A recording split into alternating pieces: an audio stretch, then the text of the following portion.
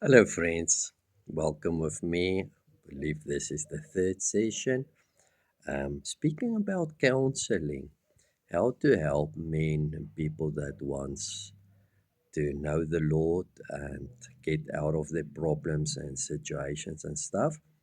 And so it's so important to believe that God called you for this and that you can do it, all right, and that you are the answer because we are sometimes the only word that people read is our life.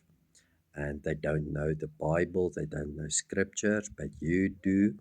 And God wants you to represent them, Him, and help men to lead them. Counseling is to lead them, all right, and disciple them, get them out of their situation.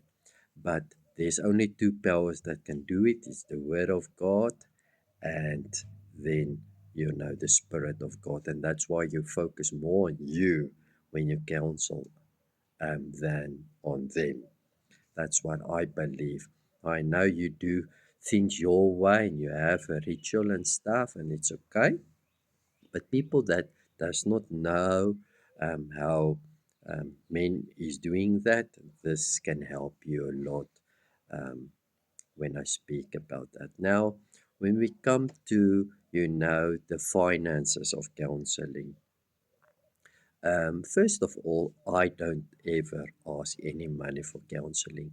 I believe that God anointed me, He called me, and that's what I'm going to do for mankind because I love God and love them. And I don't want to put a pressure on them because there's many people that needs counseling that does not have money. So for me, it's not about money or finances. All right. But I also know and believe there is a order of God and the importance power that is released when people give seed. All right. So I never take money or ask money.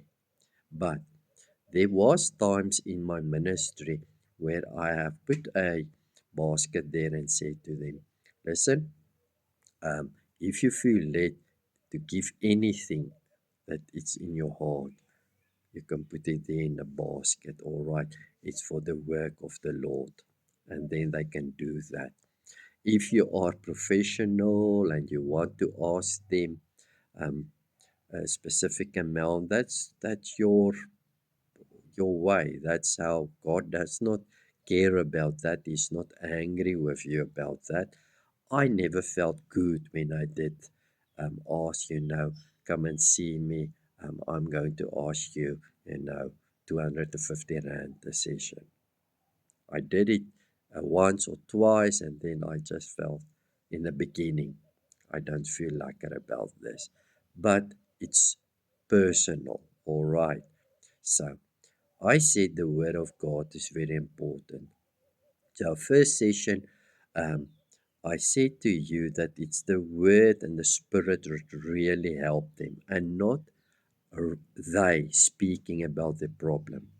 So, I will start off me testifying who I am, let them relax, the stuff that I talk to you about and stuff, and then I will tell them, listen, um, I want you to open your heart to me. All right. So for a few moments, I want you to say, why are you here? And like the second session, I said to them, they must be there and willing. All right. Then they will tell me shortly. In the beginning, I had people that talked to me an hour telling me all the things that they have done. That made me, um, you know, I was weakened, tired, listening and listening and listening. I'm not a psychologist, speaking and speaking and speaking. I started to see that the power lies when I speak and not they. Right? That sounds strange because I am the leading to get him out of it. For a few moments, say to me, and some will only say in 2 minutes or 5 minutes, what is the problem? Well, I'm struggling with this. My husband, I will ask questions, are you married? How old are you? Do you know the Lord? In which church are you? As they are speaking, I will ask them stuff like that so that I can know where they came from. All right. And then, not longer than 10 minutes, they must speak and tell me, I am busy with Satanism, and or I had an abortion, or it's about my marriage, my husband, stuff, whatever it is. So I can hear, all right, that's the problem. Then I will start saying, all right, I'm going to help you, and then we are going to pray about this. All right. So the word and the spirit. The spirit of God's upon me. I'm going to help you. All right. As they have spoken, maybe scriptures have come to my mind that I need to say to them. You can write that down, maybe. When you are going to speak, you can go give that scriptures to them. Because the word of God is powerful. I believe when we read the Word of God, it's more powerful than when we talk about the Word of God. All right.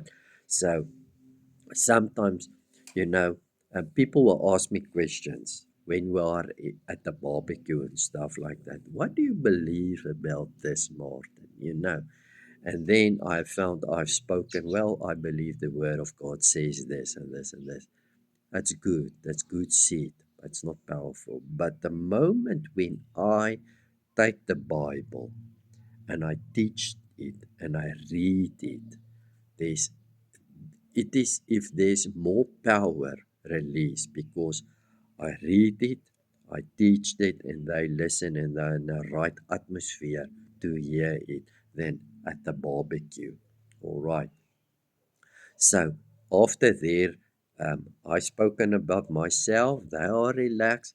They give me their side. What is all the problem? I will start saying things like, all right, do you know that we cannot put plasters, bandits, it's a bandit, on cancer? All right. You need to be operated. Operated is deep with a knife and it's sore. It's deep things. All right. So, um, and the only thing that can penetrate and operation that cut that cancer out is not by doing things. All right, it's the word of God. Yes, you can put up on bandits, on sore and stuff, things that they need to go and do that will help them. But it's the word of God that needs to penetrate their heart. Then I will try to explain to them, first of all, a man born, I was born 1971, I was a natural man.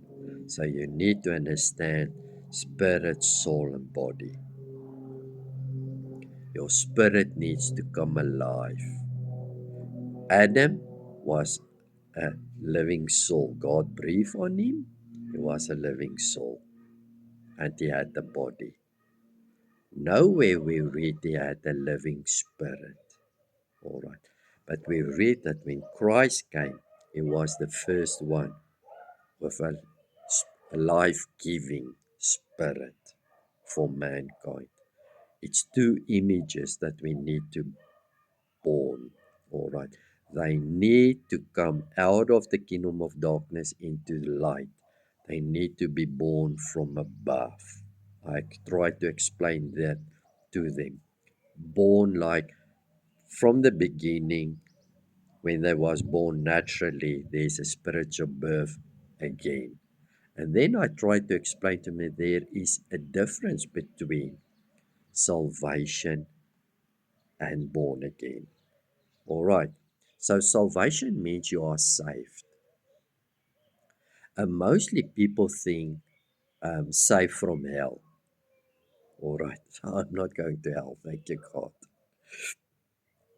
But nowhere in Scripture, Old Testament or New Testament, was salvation connected to that.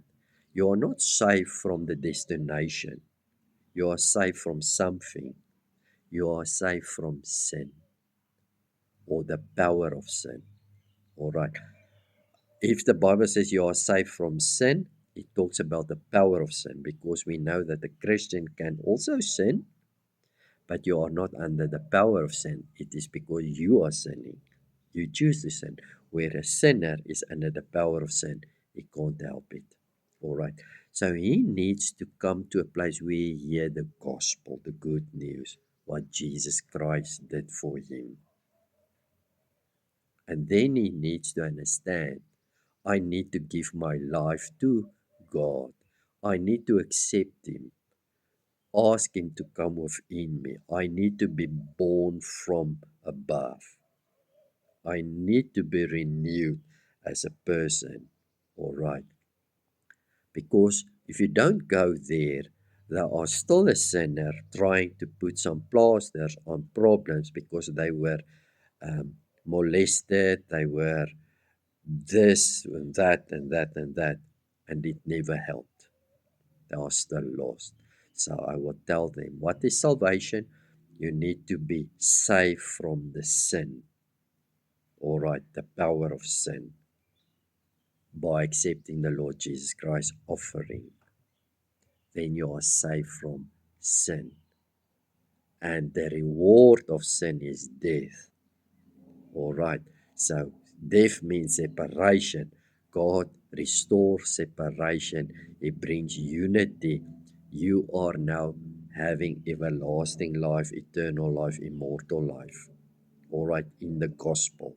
That's the gospel. So I try to speak to them about the gospel so that they can know they are struggling because they are under the power of sin. So like I said, my counseling, I focus more on the Word of God, myself, who I am, my God, and what I've said, and the Spirit upon me, and my calling, than on them, what they say. All right. And then you can take scripture and try to explain to them. Like I can give you now a few scriptures here. Um, you know, just let me give you a few scriptures that you can maybe read to them. And it's like Luke 19, verse 10, for the Son of Man is Jesus Christ, came to seek and to save that which was lost. Not who was lost, but which was lost. And then I tell them about the kingdom is a, a life, an awesome life with Him, to know Him. As a king in a domain. He's the king and the domain is you. That was lost. And he wants to restore that king and rulership within them. All right. And Matthew 9, verse 12 to 13. That be whole need, and Jesus speak now, all right, to the disciples. They that be whole need not a physician. The people that are whole need not a physician, but they that are sick.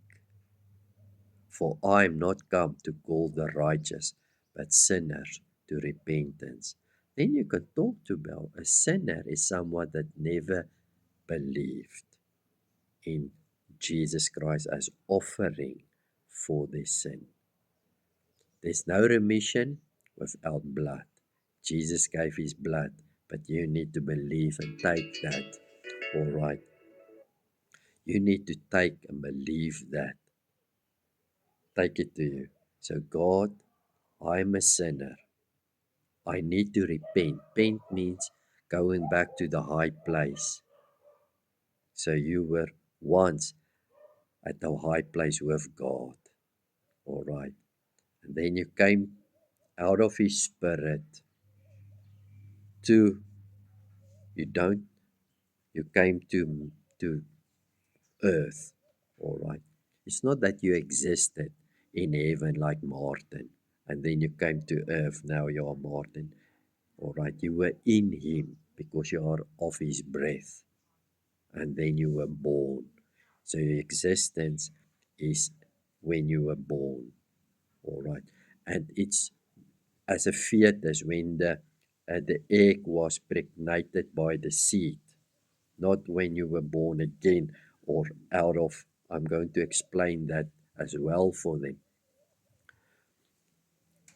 I tell them, the natural is like the spiritual, like an egg needs to become pregnant, with a seed. The seed is the word of God, the egg is your heart. The seed is the word of God that I speak to you. Your heart needs to open to it. And then there's an explosion within you. When you believe there's an existence, you are born, but you are not fully born yet. You are a fetus in water of the Holy Spirit over you. All right. And then you need to grow. And there, 9 months in the natural, your birth from one dimension to another dimension. So salvation is when the seed connects to the egg and you are saved. You are not under the power of sin anymore. There's no separation between you and God. You are alive, but you are not fully alive. Born again, scripture is only when God spoke to Nicodemus about spirit and word. You need to see it, you need to enter word and spirit to be born from above. It was nothing to do with salvation. All right. That born again is the final stage of the salvation. You are saved first, all right, and then you are born from above. That's when Jesus Christ will come within you. You ask the Holy Spirit to come within you and renew everything. All right, your whole heart and everything surround you will change then because that's life. There's many Christians that sits in a place, they hear the gospel, in their mind they say, yes, that makes sense, I take the Lord. And then they will walk out. Now they are saved, but they are not born again. They are going to heaven, but that's not the gospel. The gospel is the kingdom of God, righteousness, peace, and joy. They need to enter that. And that will take a little bit, maybe time, with them as they are sitting under the word, all right, and then the spirit. They are born from above. So Nicodemus asked Jesus, how do you do miracles? Not what must I do to be saved? We know that you must be from the Father. John 3. Because no man can do this. Then Jesus says, yes, you need to be born from above. Born out of water and out of spirit. Water is not when your mom's water broke, but water is the word of God. And some people will see the water as the baptism. It's not really that, although it's powerful to be baptized as well, but it's the word of God that born you, all right, and spirit. The spirit of God needs to come upon you and change your life and things. So I think it was Matthew 9, verse 12. It says, I'm not come to call the righteous, but sinners to repentance. Acts 2, verse 37. After Peter preached, the people were pricked in their heart and asked, men and brethren, what shall we do? Peter answered, repent and be baptized for the remission of sins. We have Acts 16, 16, verse 30 to 31. Sir, what must I do to be saved? Yeah, it's different than what Nicodemus asked Jesus about miracles and life and kingdom. What must we do to be saved? Saved from what? Saved from sin and separation, death. The word death means separation. I want to be free. Sir, what must I do to be saved? And then it says, believe on the Lord Jesus Christ and thou shalt be saved. We need to believe in the Lord Jesus Christ. So I will preach to them actually the gospel. Help them to understand. Listen, it's only the gospel that can help you. The word and the spirit to set you free. And this is the scriptures. There's many scriptures that you can read unto them after they have spoken shortly unto you. All right. What they need to know. Because it's the word is a sword that will set them free with the Spirit of God that's upon you. Everything, the atmosphere is right for you to pray for them and set them free. All right. Let's go to the next session. Amen. Be blessed.